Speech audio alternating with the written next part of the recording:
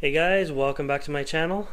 In today's video I am going to show you the plans that I used to make the greenhouse that we have been talking about for the last couple months. So today I'm just going to go over the plans. Wow, that fan in the background is annoying. Today I'm going to go over the plans. The greenhouse is now up, but I am not going to show it to you until tomorrow or the next day, depending on when this airs. We'll make sure this video and the next one are up by the weekend though, so that you guys can see the new greenhouse. But before I go outside and show you that, I did want to show you the plans that I used. I know a lot of you guys are curious, so I'm going to go over in some detail as to how I built it. As a lot of you know, I built it downstairs in my garage over the last couple months. It was great, allowed me to work when I could. The old greenhouse was in the spot where the new greenhouse was going, so I couldn't just tear down the old greenhouse. I had nowhere for my plants to go, and this greenhouse, as it was, it's taken a few days to build, but doing it this way, the actual construction was done in just a few hours, and then it was just sealing it up, making some shelves, stuff like that. But I'm going to sit you down on the table and we'll go over the plans together, and I'll show you exactly what I did. Okay, we're sitting down at the dining room table. This is a Cymbidium leaf. In case it catches your eye, it just won't go to the way there. Just to throw an orchid into this video. Ooh, look at these Cymbidium in bloom here. It is absolutely fabulous. Look at this beautiful thing. This was the second Cymbidium I ever owned. It's putting on a real show this year. We have it sitting on the dining room table, and it is just amazing. But anyways, that Cymbidium maybe is for a different video. But for now, we are going to go over the plans for the greenhouse, and let's have a look at those. Back down you go. Okay. So to start with, what I will do is I'm going to show you a bit of my inspiration here. I got these greenhouse plans online. They were free. Let's see if I can see the website. Right down here. gardenplansfree.com/greenhouse/lean-to greenhouse plans. So this was some of my motivation, or some of my original design ideas. I wanted this sort of lean-to style with a back wall, but I wanted one roof as opposed to a peaked roof like that. I found the peaked roof when it was like this. I couldn't walk in these areas, and I wanted it nice and high. So I followed this sort of just as a picture. I didn't go by the measurements. This has a door at the far end here, and I will show you the next set of inspiration. This here, which I did not draw, by the way. I am horrible at drawing. You will see that next. This is an awning that I have. This is just the design for it off their website. This is actually from Costco. This is where my hot tub is. So we have done some filming out here before. My hot tub sits right around in this area here. It's triangular. And I have filmed in this area before as well. My door is right here. Now this is more the shape that I went for. I used the same peak and the same grade on the slope as this. I know this is tried and true. It works, and it's great. This thing here I've actually jacked up on a few blocks on the patio because I didn't find it was tall enough.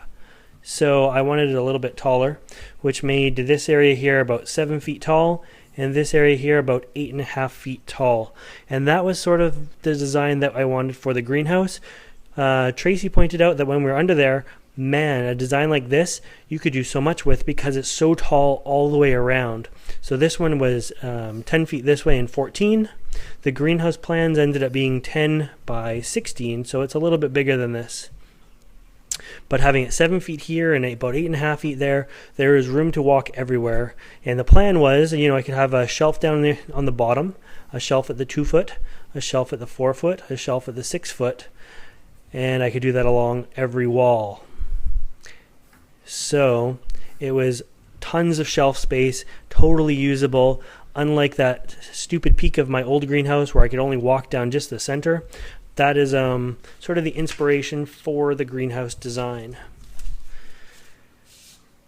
Alright, so these are my plans. Ignore some of the notes that are on it. Some of them don't even pertain to the plans at all. But basically I broke it down into manageable pieces that I could put together myself. And we ended up with about 8 pieces here, 9 if you count the roof vents down here on the bottom. And basically piece 1, I'm going to switch to a black felt pen. Piece 1 and piece 2 here are going to be, or were designed to join together, so that this is the east facing wall that also has the door. So I basically designed piece 1 like this, and then I had room for the door. The doors I built separately. So that was piece 1 that I did. And then I did piece 2. There we go, zoom in a little bit. And piece 2 looked like this.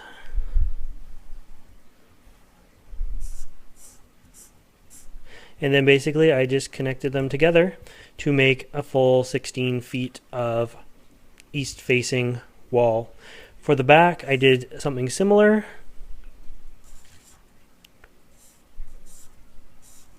It ended up being just like that. And then I made the second piece that connected to it.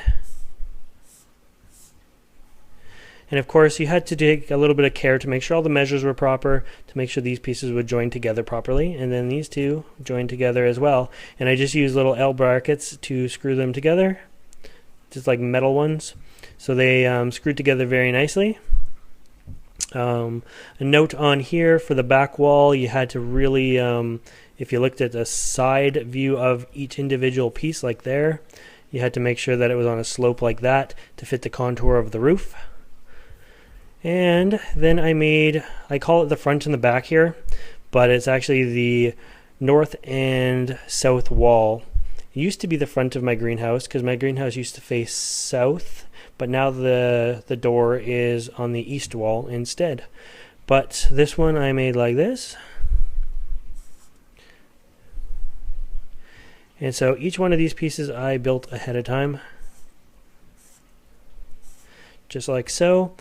And these pieces here were 8 feet long each. This one, being it's 10 feet wide, was just under 10 feet. By the time you do the measurements, this one equal like 9 foot 7 inches, I believe. But make sure if you're doing something similar, you do your own measurements just to verify. And then the back wall was exactly the same. These are vents here. Some of the vents ended up working. This one is in place. And then this one, of course, would be an opposite wall. Then this one is in place, but it's sealed. And then I ended up putting a vent up here as well, so I could vent out with a fan up here if I wanted to. That's my fan. So there is 1, 2, 3, 4, 5, 6 pieces that I built individually so far. And then I needed to make my roof beams. The roof beams were just over 10 feet long. They are kind of a funny shape because of the way they have to sit. I'm drawing them on the same contour as they would sit on the roof there, and then the ends were like that. So this end was definitely, it was a little bit more pointy like that, and this end had a funny shape to it to make sure it would sit on the front of the east wall. So the angle came down, and then it was like this, and sort of like that is the way I had to cut it. That way when it was like this, it was like that was horizontal, and then it made the angle up. So each one of these had to be cut sort of to their own angle. Then of course the doors, fairly simple. I made them out of a lighter wood. Made them separately. The vents were a whole lot of trouble. I didn't even follow these designs at all. I did a video on the vents just so you can see how the vents were made, but essentially I took the roof beams and I connected 2 of them together. at the right distance, of course, which is approximately 2 feet, but make sure you double check your own measures. And put a spacer in there and a spacer in here. So they were up on the upper half of the roof, and this was where the vent was right here. So I ended up making 3 of those.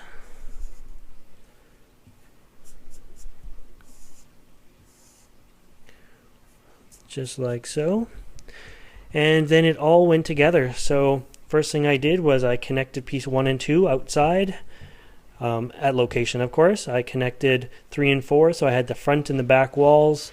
I connected the front and the back to it, so it all just kind of clicked into place. It was great. There was definitely some fine-tuning you had to do. So I had to make sure on this spot here, I'll say this little spot, that I had to make sure the vertical stud was going upwards so that it was overhanging a bit in order to make sure all the pieces connected together properly. I had to do that a lot. It took a little bit of time and thought to make sure it all kind of clicked together in place, but it clicked together just fine. So in order to keep this video going and moving forward, this last one here, I'll zoom you back out for this. This was just how I did the roof. So once all the walls were in place, this was the north wall that we had already built. This is an aerial view of the roof. This was the south wall that we'd already built. So those are already standing. And that was the east wall in 2 sections. So that was already built. And this was the west wall in the 2 sections, right? So there would have been divisions like right there. So anyways, I started on the back side, and out of the 9 pieces we originally cut here, I only had 1 left over, so the roof beam went there, and then the polycarbonate went on it. You have to do this in a particular order or else you get stuck and you can't seal it up, because all this has to be silicone. So put that piece on first. Then I threw up the actual pre-made roof vent piece right here. So that was already, it had all the polycarbonate and everything already installed on it, so that went up. I screwed that in place. This one was already on. I slid in this polycarbonate panel and made sure I could screw that together and seal it all up. Then we went further down and I threw on the next piece. And again, it was already pre-made, so all the polycarbonate was on there. And then I just went back one and slid the new polycarbonate piece onto there as a whole piece. Did that one more time and completed with the 3rd roof vent. That was all pre-made. Slid the polycarbonate panel in there and slid the last polycarbonate panel on the end. Made sure they were all screwed down. Had to silicone all of these seams everywhere, on every side. Everything has been siliconed. So yeah. Only other thing to tell you is the foundation. I just sat it right on the foundation ahead of time. The foundation I made up the morning before I started putting this together. But anyways, that is the greenhouse plans. And yeah, I was going to go through the fogger and the shelving on this video, but you know what, I think this is long enough, so I'm going to sign off for now. I hope you enjoyed this video. I hope this sort of gives you some ideas for greenhouse designs of your own. And if you want to see more videos like this, make sure you subscribe to my channel. As always, thanks for watching. Before we go, on one last note I forgot to mention to you, because I don't script my videos here, so sometimes things get missed. On all of these panels here, the black lines of course represent the 2x4s. After these are all made, I did polycarbonate every single one of the panels ahead of time so that they were complete before I took them out. So everything when I went out just like sealed together. I didn't even have to put up the polycarbonate. It was really easy to lay these pieces down flat, make sure all the polycarbonate fit for each one, and then do them all, screw them all together. So it was that much less again that I had to do because all of the polycarbonate on everything that I could possibly do ahead of time was done ahead of time. The only polycarbonate I had left to mount was on the roof itself for those guys. But anyways, I just forgot to mention that, so I will let you go for now. See you later. Bye.